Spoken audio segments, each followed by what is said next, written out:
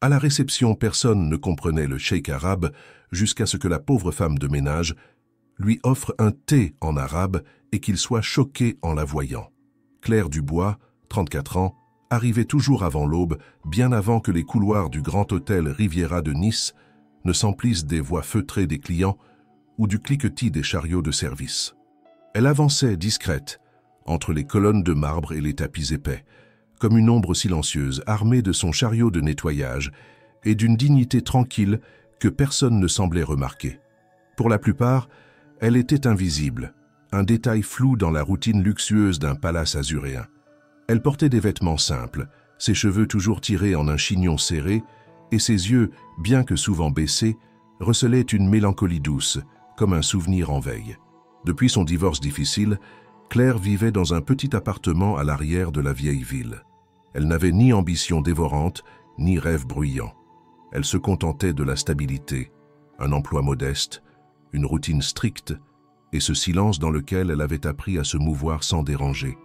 Ce matin-là, l'atmosphère à l'hôtel était plus tendue qu'à l'accoutumée. Des consignes inhabituelles circulaient parmi le personnel. Une suite entière avait été réquisitionnée, sécurisée, aérée à plusieurs reprises.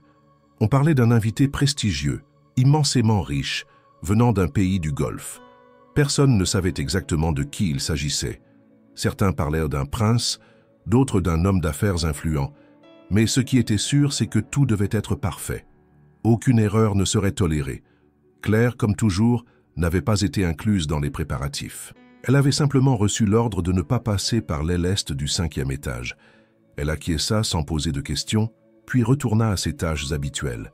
Polir les miroirs du hall, ramasser les papiers oubliés, replacer avec précision les brochures de la réception.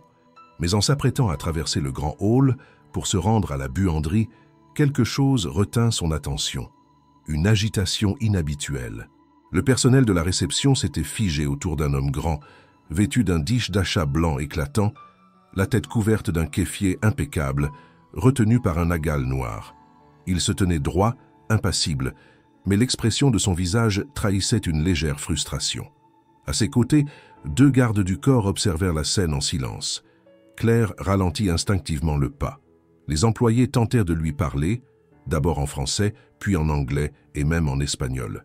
Sans succès. Le visiteur ne répondait que par des regards, parfois un geste de la main, mais ne semblait comprendre aucun mot prononcé autour de lui. La tension montait. Le concierge se frottait les tempes. Une hôtesse tentait de lui faire signe vers l'ascenseur, mais il ne bougeait pas.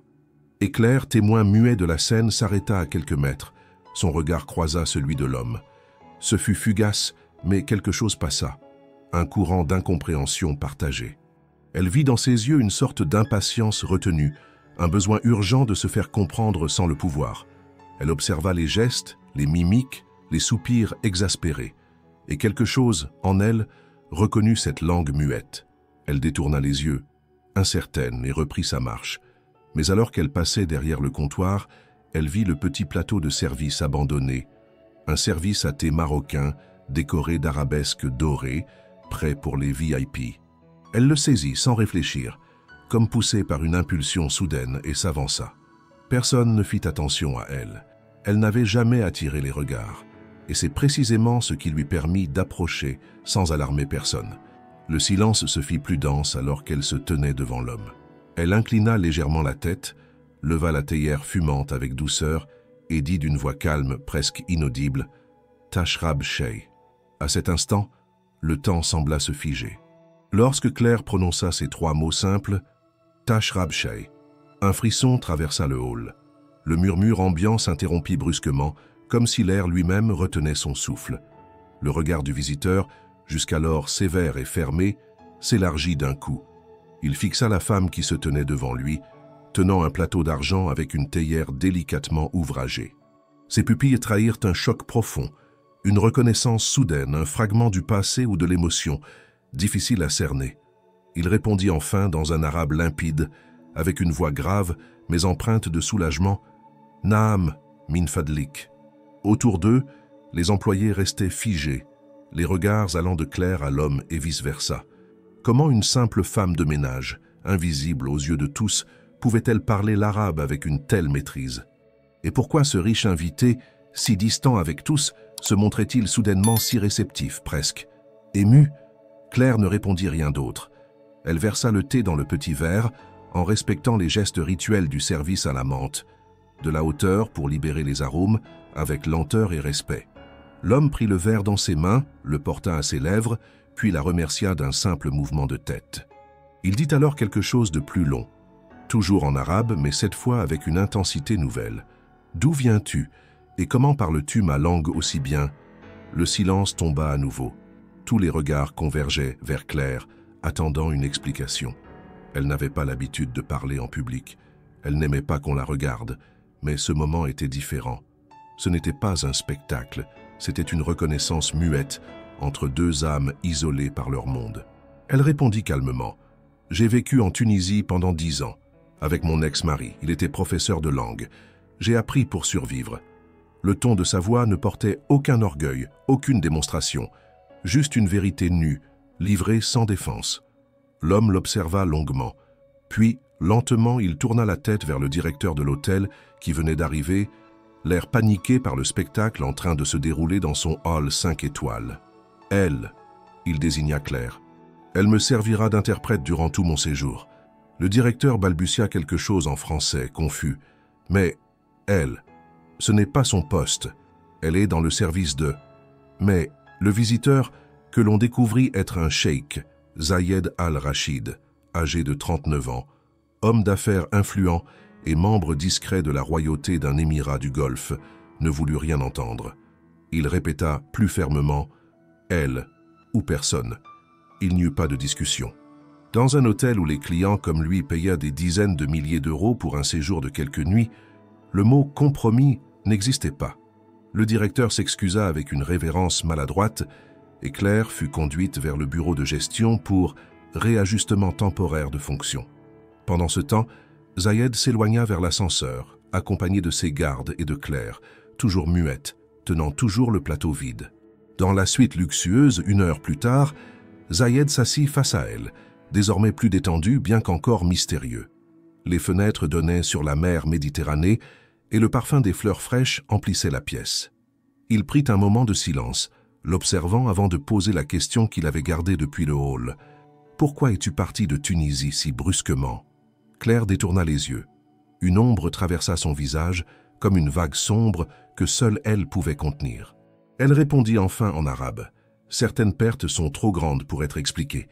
Cette réponse sembla frapper Zayed au plus profond. Il resta immobile, absorbant ses mots. Il n'insista pas. Mais ce qu'il ne dit pas, et que Claire ne pouvait deviner, c'est qu'il y avait quelque chose dans le visage de cette femme qui le dérangeait profondément. Non pas de manière négative, mais comme une cicatrice ancienne qu'on effleure sans comprendre pourquoi elle fait encore mal. Il ne pouvait pas la replacer, et pourtant il était sûr de l'avoir déjà vue. Ce fut lorsqu'elle leva le bras pour remettre le plateau sur la table basse que la manche de sa chemise glissa légèrement, révélant une fine cicatrice sur l'avant-bras. Zayed pâlit soudainement. Son regard se figea sur cette marque. « Cette cicatrice », murmura-t-il, la gorge serrée. « Tu étais à Sidi Bou Saïd. » En 2009, Claire le regarda, les yeux écarquillés. Et c'est là que le passé commença à frapper à la porte. La question résonna dans la suite, comme un écho venu de très loin. Claire sentit un froid soudain parcourir sa colonne vertébrale, bien que la pièce soit parfaitement tempérée. Le nom Sidi Bou Saïd ne lui avait plus été prononcé depuis des années, enterré dans une couche épaisse de silence et de souvenirs qu'elle s'efforçait d'oublier. Mais ce n'était pas seulement le nom du lieu, c'était la manière dont il l'avait dit. Pas comme un touriste évoquant un village pittoresque, mais comme un témoin revenant sur une scène qu'il n'a jamais pu effacer. Elle répondit d'abord par le silence. Puis, après un long moment, elle dit simplement « Oui, j'y étais ». Zayed se leva, fit quelques pas vers la baie vitrée, le regard fixé au loin. Ses mains tremblaient légèrement. Il revint lentement vers elle, puis s'agenouilla devant la table basse, cherchant ses mots. Il ne la quittait pas des yeux, comme s'il essayait de superposer l'image qu'il avait en tête avec celle de la femme devant lui. Il demanda d'une voix presque brisée, « Le 24 juillet, tu étais là, n'est-ce pas ? Il y avait un incendie, une maison près de la place centrale. Une femme hurlait à l'intérieur, une enfant piégée au dernier étage. » Claire inspira profondément. Elle ferma les yeux un instant, comme pour empêcher une vague de souvenirs de la submerger. Puis elle ouvrit les paupières et répondit d'une voix basse mais ferme. « Cet enfant, c'était ma fille. » Zayed recula légèrement, comme si les mots l'avaient frappé physiquement. Il s'assit, abasourdi. Un silence lourd s'installa entre eux. Claire reprit, ses mains crispées sur ses genoux. Elle s'appelait Amira. Elle avait 2 ans. Je l'avais laissée quelques minutes seule à l'étage, le temps de prendre de l'eau. Et puis, le feu. Personne ne m'a laissé entrer. On m'a tenu à distance. Quand les pompiers sont arrivés, il était trop tard. Zayed ferma les yeux, se remémorant des images longtemps enfouies. Il revoyait cette femme battant contre les bras des secouristes, criant dans une langue qu'il ne comprenait pas encore à l'époque. Il se rappelait avoir vu la fumée, avoir couru, et avoir sauvé une petite fille, inconsciente, qu'il avait confiée à un homme en uniforme, un policier ou un agent humanitaire. Il ne savait plus. Puis il était reparti, bousculé par le chaos ambiant. Mais cet enfant, elle portait un petit collier avec un prénom gravé. Il ne se souvenait plus du nom exact, mais le pendentif brillait encore dans sa mémoire. « Tu n'as jamais retrouvé son corps ?» demanda-t-il, hésitant. Claire secoua la tête. « Rien, pas un vêtement, pas un fragment. On m'a dit que le feu avait tout détruit, que le bâtiment s'était effondré, que mon enfant était morte. » Elle n'avait pas pleuré depuis des années, mais là, dans le silence doré de cette suite de luxe, une larme unique glissa le long de sa joue. Zayed, lui, était figé. Une idée terrible se formait dans son esprit, mais il n'osait pas encore la prononcer. « Cette cicatrice, dit-il lentement, elle est identique à celle de la femme que j'ai vue ce jour-là, je me souviens.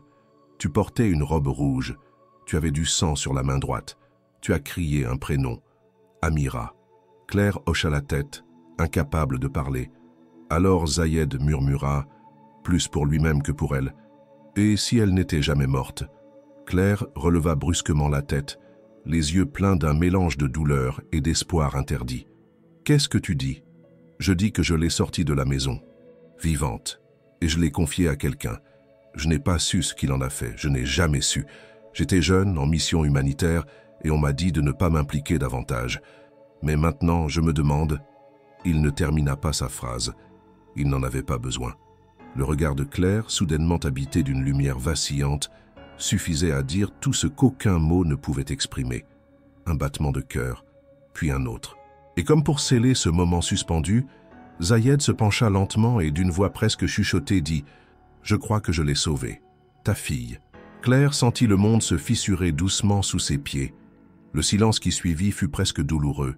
Claire, assise raide comme une statue, avait les yeux écarquillés, ses mains jointes sur ses genoux blanchis par la tension.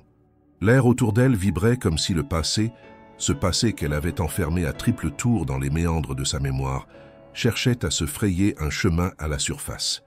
Zayed, toujours debout, avait le regard perdu. Il s'approcha lentement de la fenêtre, tentant de retrouver dans les paysages azuréens une paix impossible. Il venait de bouleverser la vie de cette femme et peut-être aussi la sienne. Le poids de ce qu'il avait dit, de ce qu'il soupçonnait, l'écrasait. Mais il ne pouvait plus reculer. Claire se leva enfin. D'un pas lent, presque hésitant, elle s'approcha de la table basse où le service à thé reposait, intact. Elle reprit mécaniquement la théière, la reposa.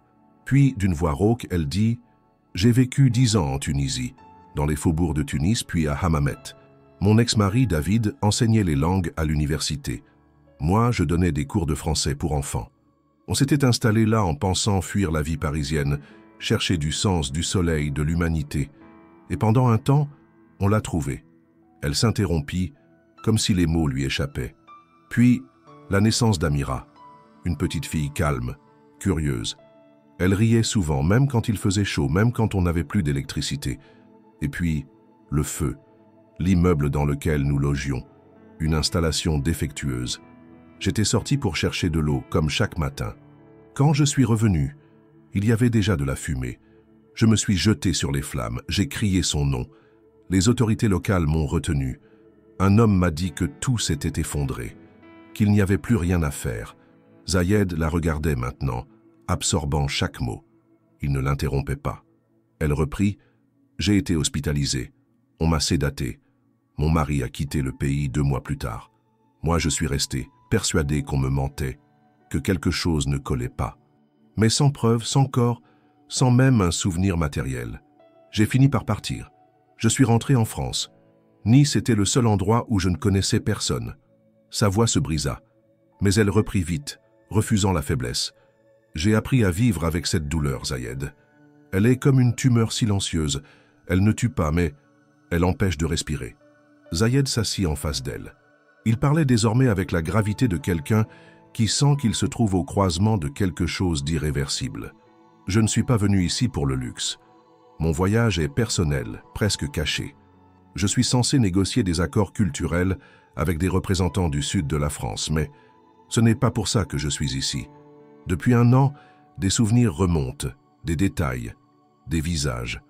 Et surtout cette image, celle d'une petite fille que j'ai portée dans mes bras, étourdie par la fumée mais vivante. J'ai cru faire ce qu'il fallait, mais je n'ai jamais su ce qu'elle est devenue. Claire ferma les yeux. Elle ne savait plus quoi croire. Tant d'années à faire taire l'instinct, à étouffer l'espoir et maintenant cette possibilité folle. Si Amira n'était pas morte, si, quelque part, elle avait grandi sous un autre nom, dans une autre langue, avec d'autres souvenirs. C'est alors que le téléphone de Zayed vibra sur la table. Il jeta un œil. Un message de son assistante. « Dossier trouvé. Il vient d'arriver. Je monte. » Quelques instants plus tard, la porte s'ouvrit sans frapper. Une jeune femme voilée, élégante, entra précipitamment tenant une boîte rigide entre ses mains. Elle s'inclina légèrement devant Zayed, puis tendit la boîte. Nous l'avons retrouvée dans les archives du consulat tunisien à Marseille. Cela avait été classé comme erreur administrative. Mais il y avait votre nom dessus. Zayed ouvrit la boîte. À l'intérieur, des documents en arabe et en français, jaunis par le temps. Un dossier d'adoption incomplet. Une série de lettres officielles, certaines jamais postées. Et entre deux feuillets, une photographie. Claire la vit avant lui. Elle tendit la main avec précaution, prit le cliché. Une enfant de 2 ou 3 ans, les cheveux noirs, la peau mate, les yeux clairs. Un collier autour du cou. Son cœur s'arrêta. Ce collier, souffla-t-elle. Zayed se pencha. Il reconnut à son tour le bijou, fin, doré, avec un pendentif en forme de lune. Claire murmura « C'était à elle.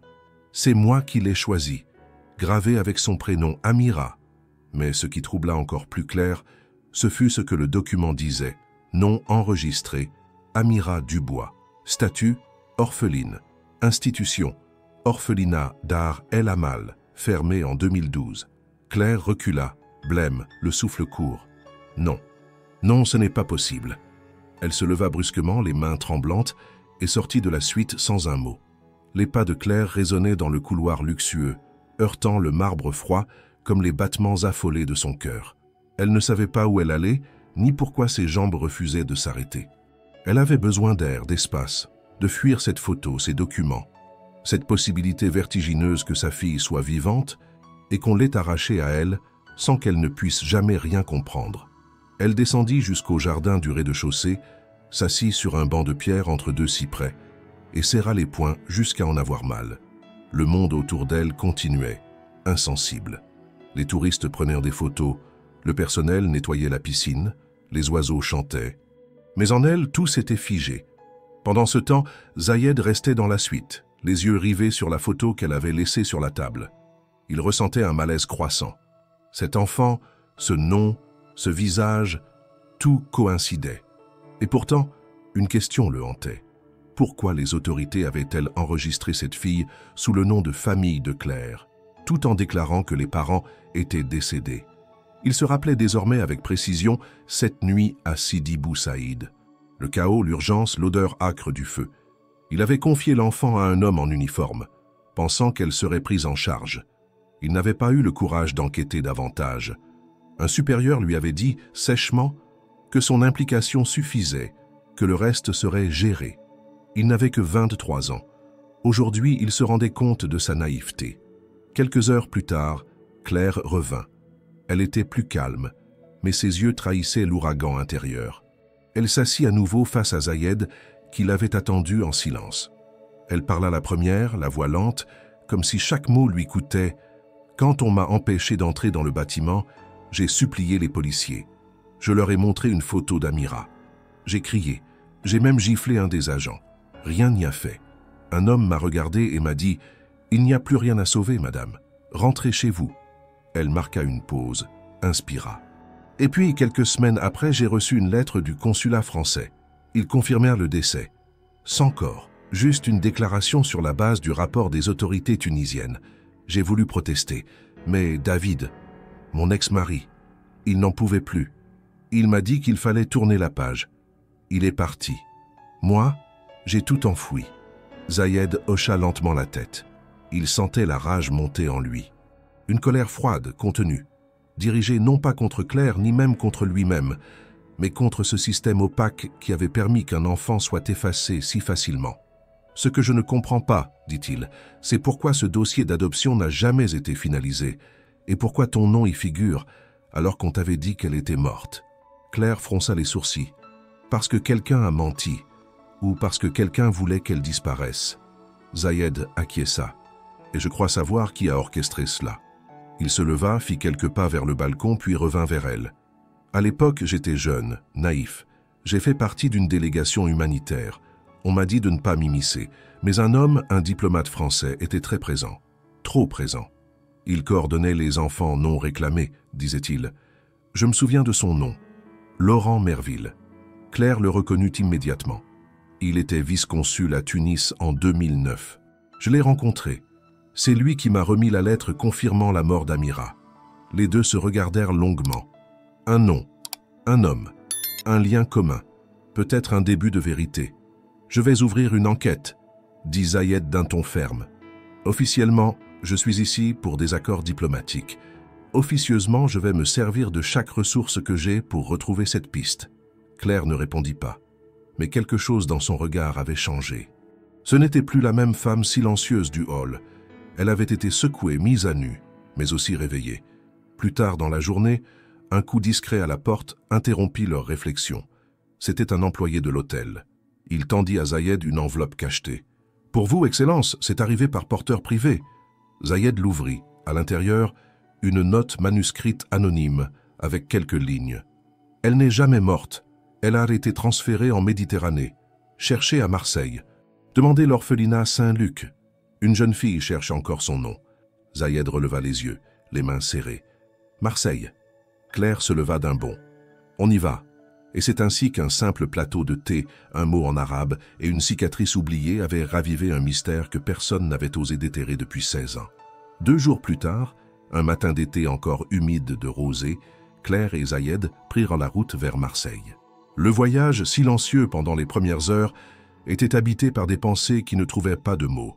Ni l'un ni l'autre ne dormait depuis l'arrivée de la lettre.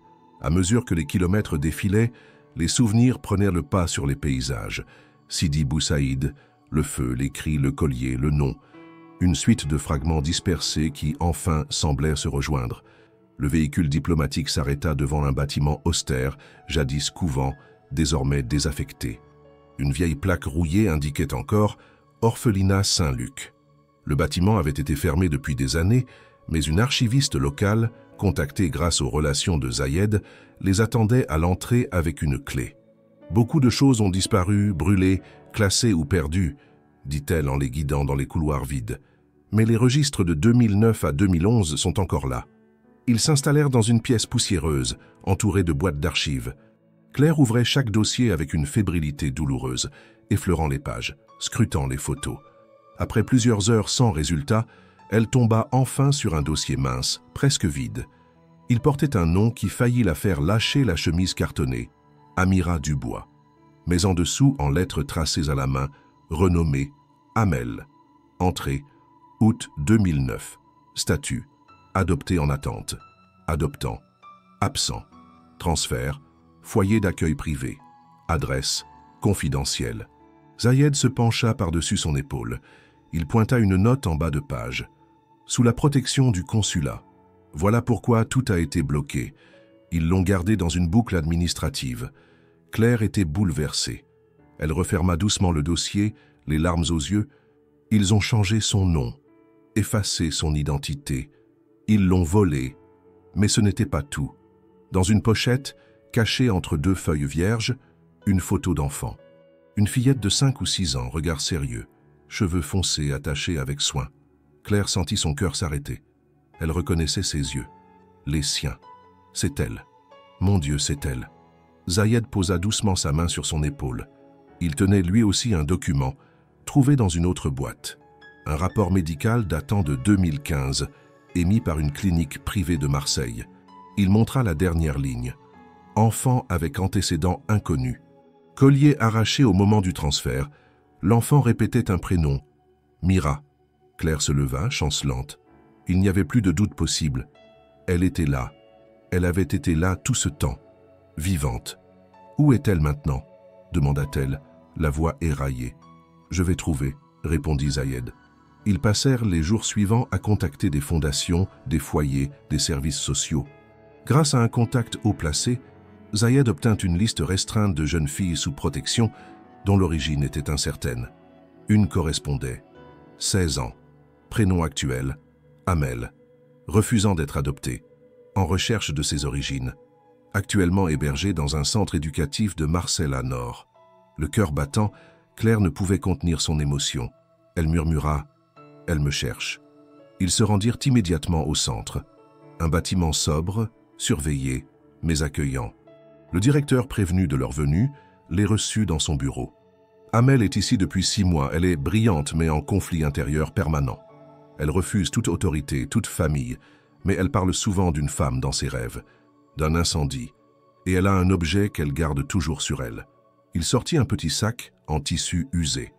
À l'intérieur, un vieux collier doré, un peu terni, avec un pendentif en forme de lune.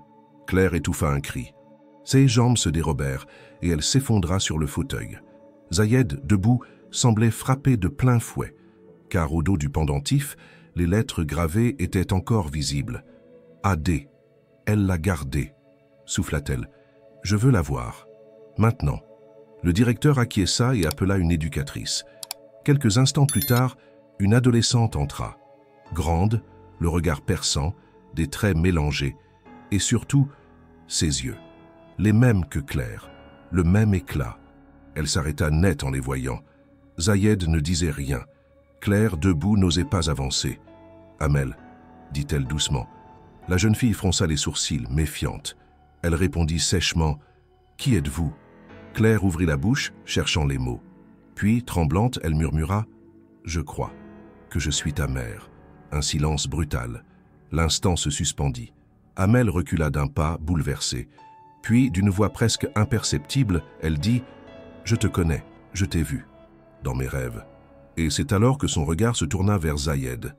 Elle le fixa longuement, plissa les yeux et demanda « Et lui? Pourquoi? Je le reconnais aussi ?» Le bureau tout entier semblait se contracter autour de cette simple question. « Pourquoi je le reconnais aussi ?» Claire, bouleversée, fixait sa fille, comme si chaque millimètre de son visage était à redécouvrir, à réapprendre, à aimer à nouveau. Mais Amel, ou plutôt Amira, ne détachait pas ses yeux de Zayed. Il y avait dans son regard une intensité étrange, un mélange de confusion, de familiarité et de défi. Zayed, figé, sentit son souffle s'accélérer. Ce n'était pas la première fois qu'un enfant qu'il avait aidé par le passé le regardait ainsi, mais là, c'était différent. Il essaya de répondre avec prudence. « Je crois que je t'ai connue quand tu étais toute petite, il y a très longtemps, le jour de l'incendie. » Amira cligna des yeux. Elle se rapprocha d'un pas lent, observant Zayed comme on scrute un fantôme. « Tu portais du blanc. Tu m'as enveloppé dans une couverture et tu as mis quelque chose autour de mon cou. » Zayed blêmit. « Oui, c'était mon foulard. Tu tremblais. Je voulais te réchauffer. » Claire porta une main à sa bouche. Zayed sortit lentement de la poche intérieure de sa veste un mouchoir ancien, blanc, brodé d'arabesques fines. Il le tendit à Amira. « C'était à moi. Je t'ai donné ça en pensant ne jamais te revoir. » La jeune fille saisit le mouchoir. Elle le déplia lentement.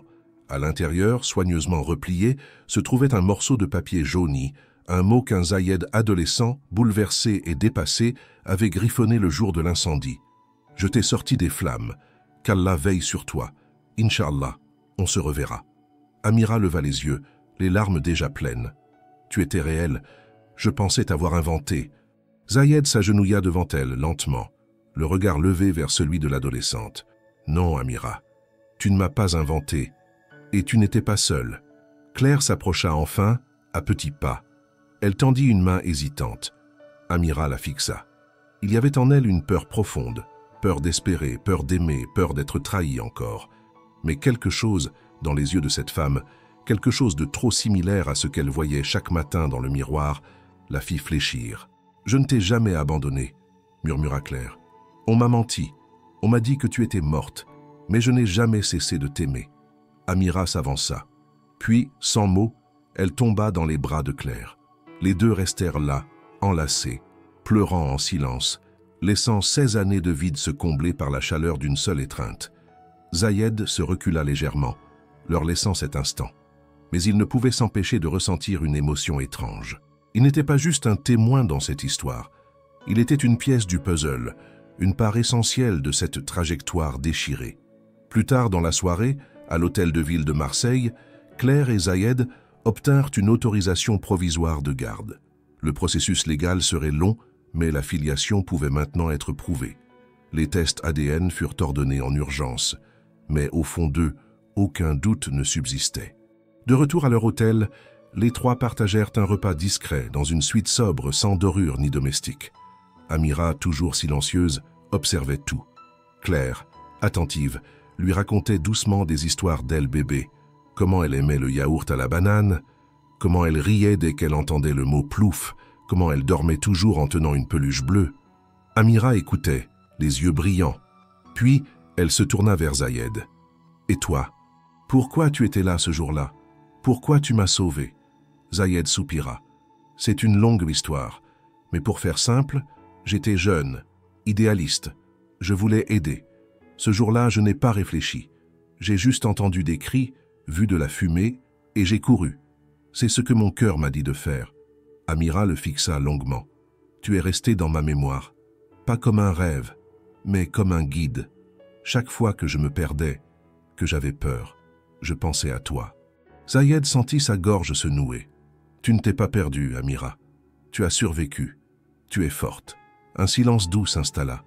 Et pour la première fois depuis leur rencontre, Amira sourit. Mais juste avant d'aller se coucher, elle murmura une dernière chose, presque à elle-même. « Il y a quelque chose d'autre, un souvenir.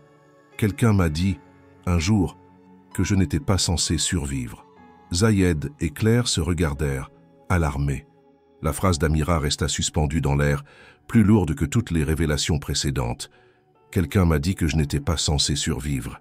Claire pâlit immédiatement, ses mains tremblantes posées sur les accoudoirs de la chaise. Zayed, lui, demeura immobile, mais ses yeux se durcirent. Il connaissait ce genre de phrase.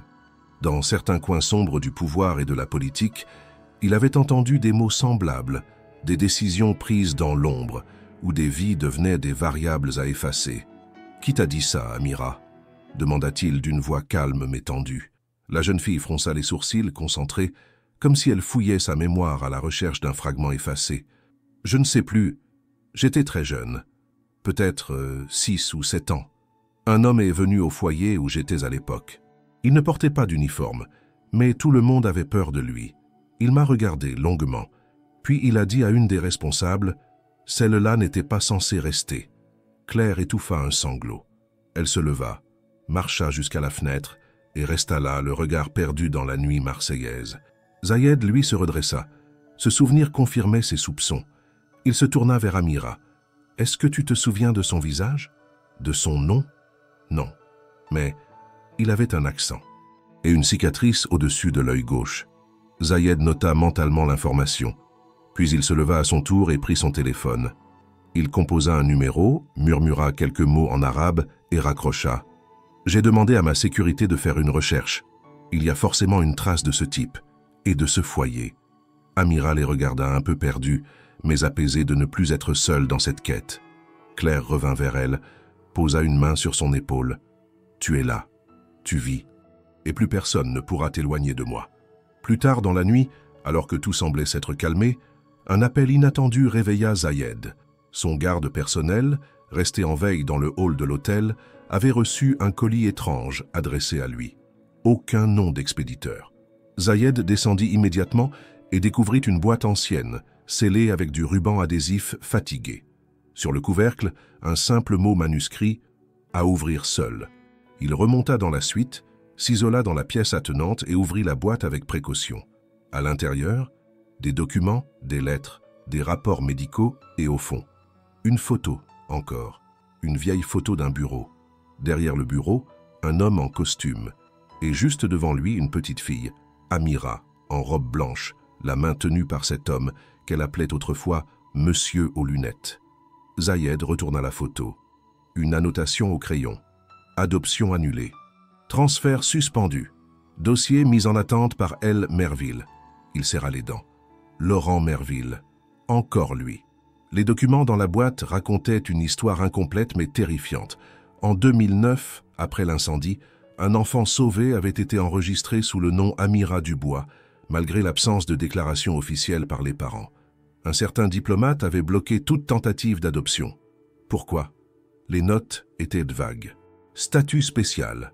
Ne pas transférer sans autorisation. Réserve discrétionnaire. Tout indiquait que la fillette avait été volontairement gardée dans l'ombre. Zayed appela immédiatement Claire et Amira. « Je crois que j'ai trouvé l'origine du blocage. Et ce n'est pas une erreur administrative, c'est un choix délibéré. » Il leur montra la photo. Claire blanchit en voyant le visage de Merville. « C'est lui, c'est celui qui m'a dit de rentrer en France.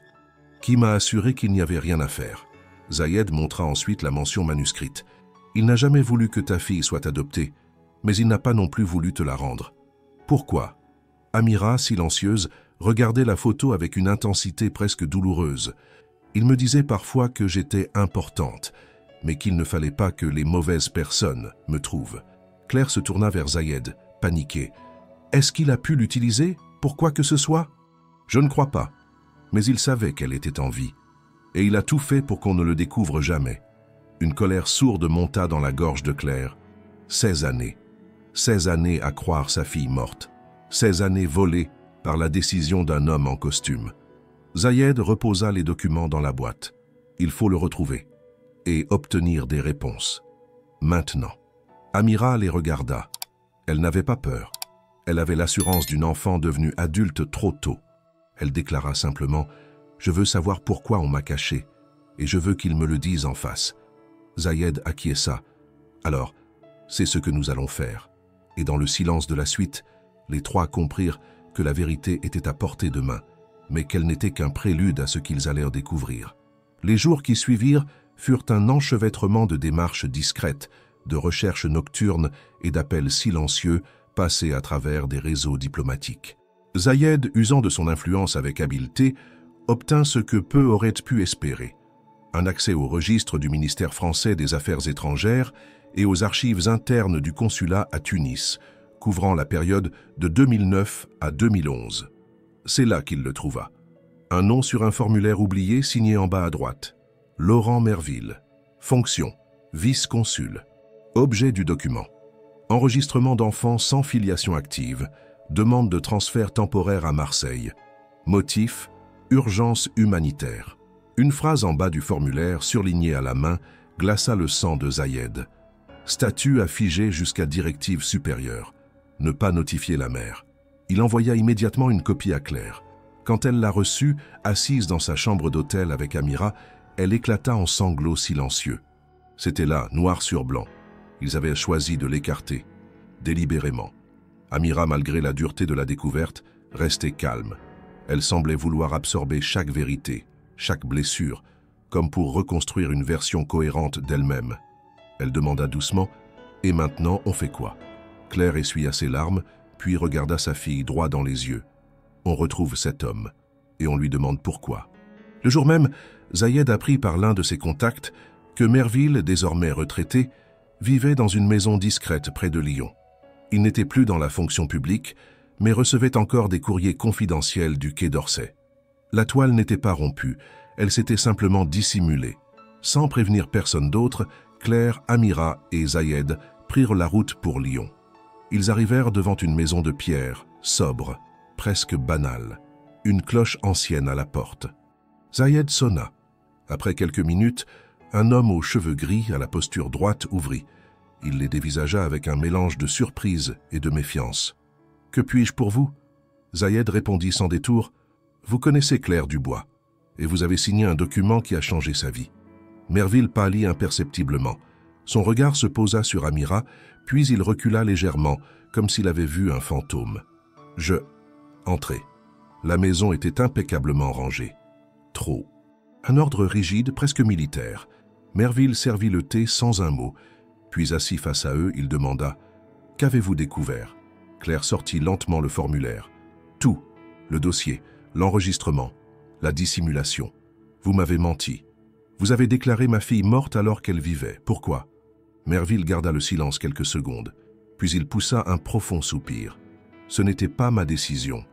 Mais c'est moi qui ai signé, oui, parce que j'y ai cru. Parce que j'ai fait confiance. » « À qui ?» coupa Zayed. « À un homme qui dirigeait un programme d'enfants à risque. Des enfants nés dans des zones instables, avec des généalogies brouillées. Des enfants qu'on estimait mieux protégés s'ils disparaissaient administrativement. » Claire bondit. « Ma fille n'était pas à risque.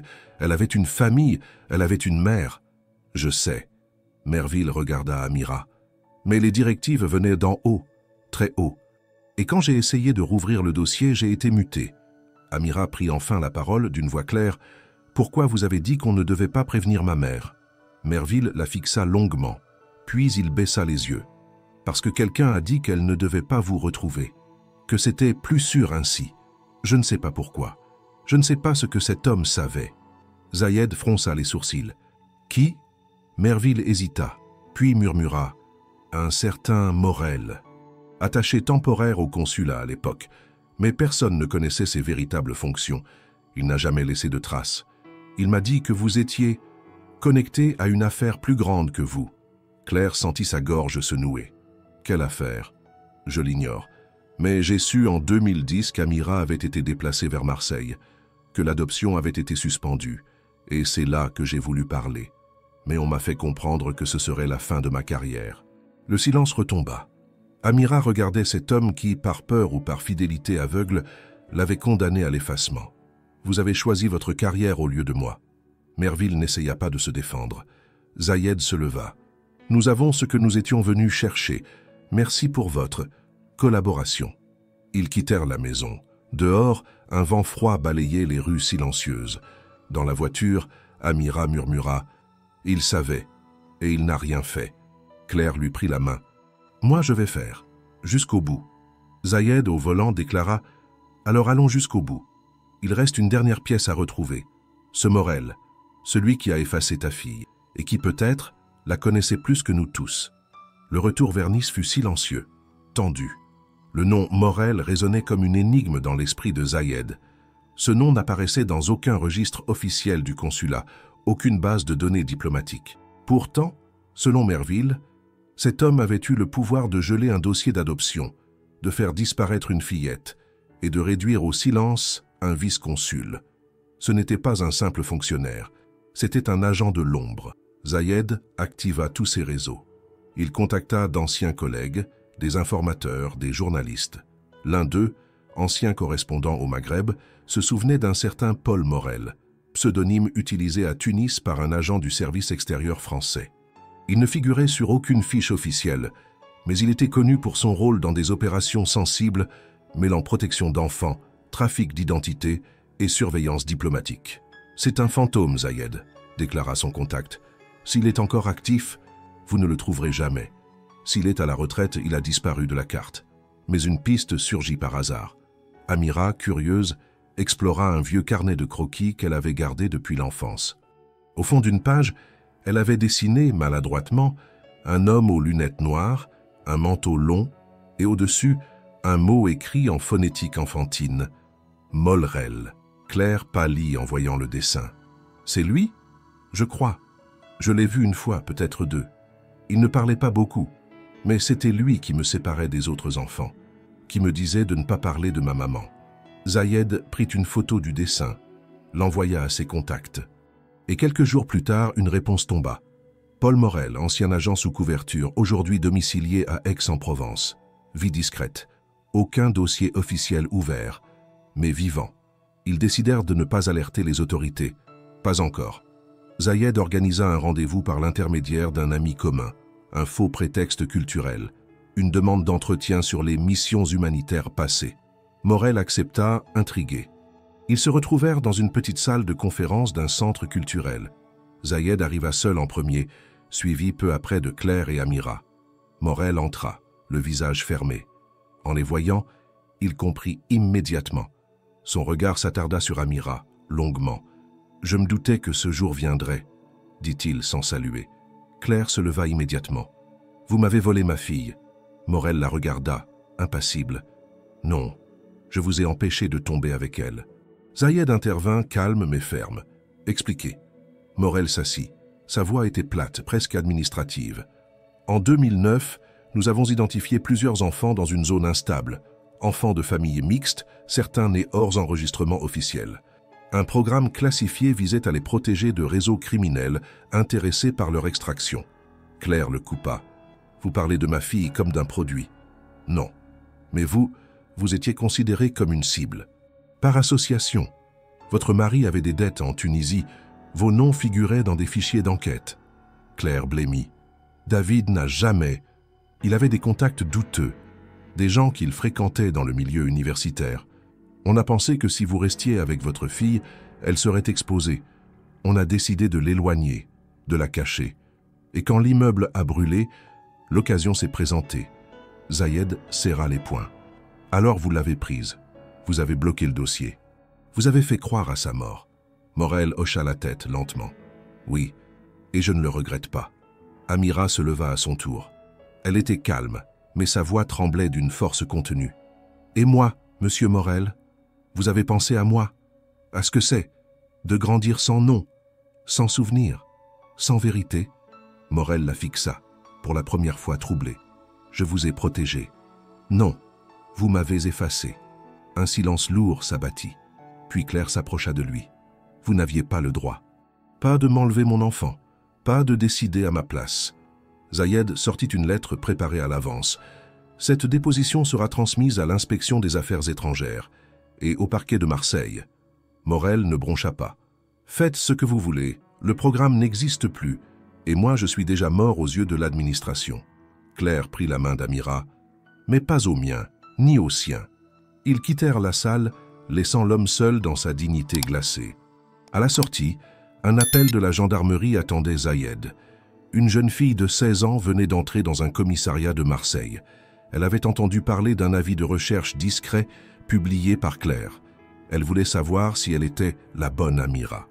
Mais cette fois, Claire sourit doucement. « Elle l'est déjà, ma fille est ici. » Et dans cette ville où tout avait recommencé, une mère, une fille et un homme liés à leur passé allaient enfin pouvoir construire quelque chose qui leur avait été volé. L'avenir. Le lendemain matin, un rayon de soleil perçait à travers les rideaux épais de la suite d'hôtels où Claire, Amira et Zayed logeaient désormais. La nuit avait été courte mais calme, marquée par un silence apaisant, sans cauchemars ni questions interrompues. Un rare moment de sérénité depuis que les souvenirs avaient recommencé à s'imbriquer.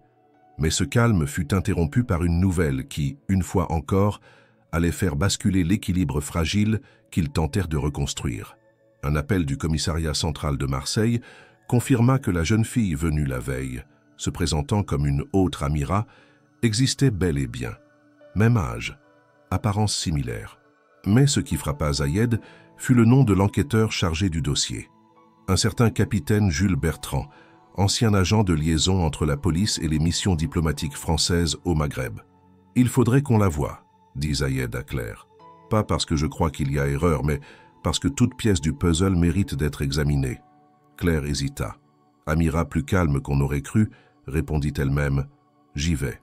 Si cette fille me confond avec quelqu'un d'autre, je veux comprendre pourquoi. » Ils se rendirent au commissariat.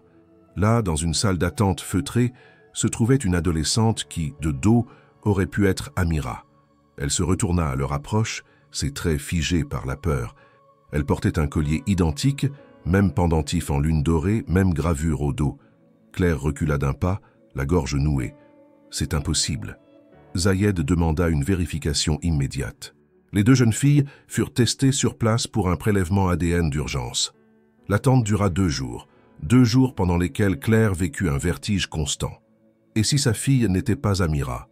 Et si tout cela avait été une tragique confusion alimentée par des souvenirs brisés et des dossiers manipulés? Mais le jour des résultats, la vérité tomba, indiscutable. Amira Dubois était bien sa fille.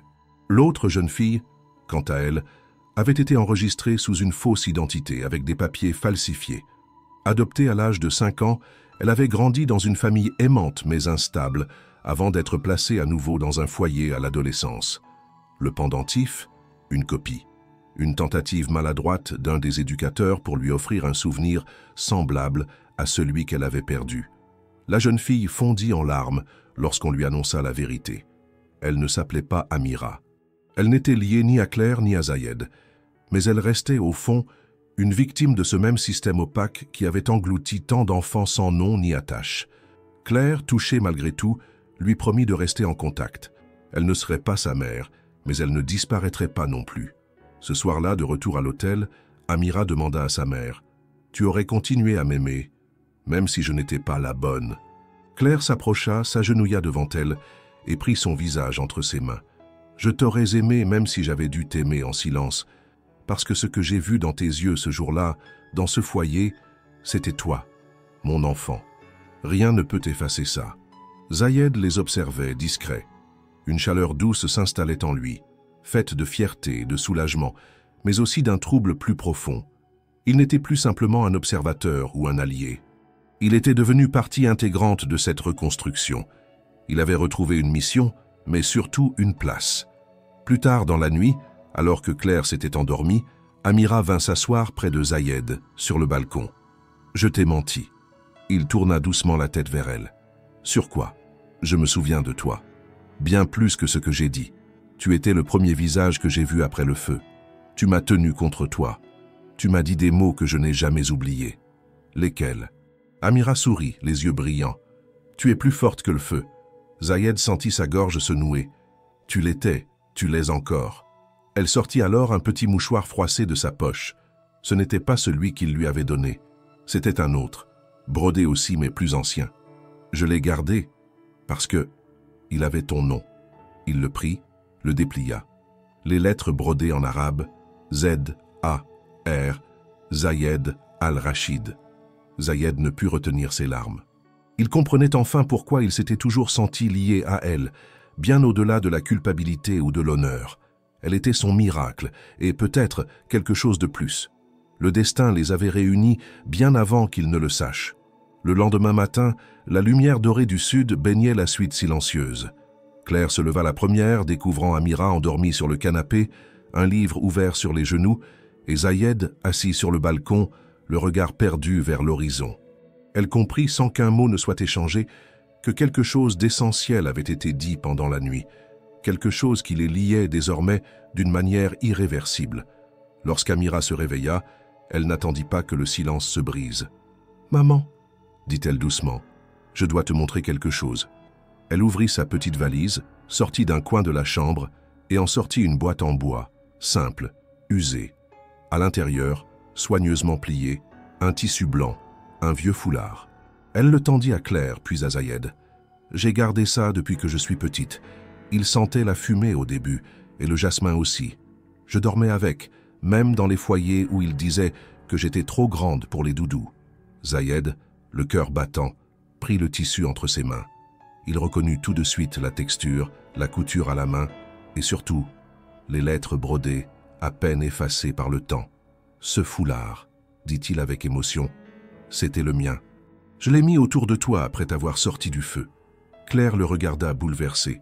« Tu l'as gardé tout ce temps ?»« Oui, parce qu'il appartenait à l'homme qui m'a sauvé, même si je ne connaissais pas son nom. Je l'appelais le Sauveur Blanc, dans ma tête. » Zayed s'assit lentement. Les pièces enfin s'emboîtaient, le foulard, le mouchoir brodé, le prénom murmuré, le collier, tous ces fragments épars de mémoire, tous ces objets égarés dans la poussière d'une enfance volée. Tout conduisait ici. Claire, quant à elle, était traversée d'une gratitude muette. Elle comprenait maintenant que Zayed n'était pas seulement l'homme qui l'avait aidé à retrouver sa fille. Il était, littéralement, celui qui l'avait sauvée. Elle et Amira. Indirectement, il avait été l'étincelle qui avait empêché la mort de les séparer à jamais. Zayed prit la main d'Amira. « Ce foulard, je l'avais depuis des années. Il appartenait à ma mère.